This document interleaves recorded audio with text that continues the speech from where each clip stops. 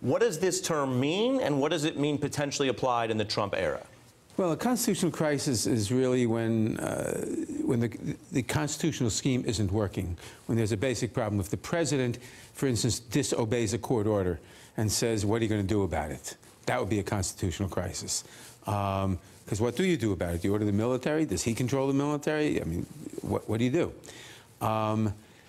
We almost had a constitutional crisis when the president fired Comey.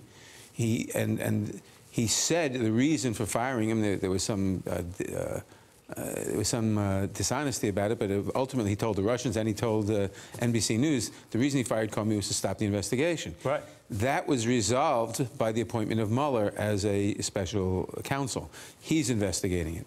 If he were to be fired, that would be a constitutional crisis, because then you'd have a situation where the president, who might or might not be guilty of crimes and of crimes against constitutional order, would have stopped the investigation of his own possible crimes. So is that, in your view, what makes it different than, say, bad policy or irresponsible decisions? I mean, you fought with presidents in both parties, frankly, about things. You're saying that the nature of the Mueller investigation makes it a crisis because cutting it off means what? The fact that the president is suspected, his campaign is suspected of having colluded with a foreign power in trying to, in effect, rig an American election. Now, that is intolerable if it is true. We don't know whether it's true. It's being investigated properly. If that investigation is stopped by the subject of the investigation, then you have a constitutional crisis. And how you resolve it is a big question. From your dealings with the administration, do you think there are officials in the White House who understand that?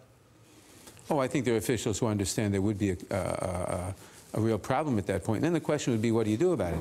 Now, the ultimate solution of a constitutional crisis is impeachment. Right. But that means you have to have a majority in the House and 2/3 in the Senate, and it's got to be bipartisan just by the arithmetic. Right. Exactly. So it can't be one party trying to be. Although right. It can't be partisan. It can't be partisan. Although the impeachment of Clinton was partisan. It was the Republicans, with no Democratic support, and of course it failed in the Senate because you didn't get any kind of conviction in the Senate. Hey there, I'm Chris Hayes from MSNBC. Thanks for watching MSNBC on YouTube. If you want to keep up to date with the videos we're putting out, you can click subscribe just below me, or click over on this list to see lots of other great videos.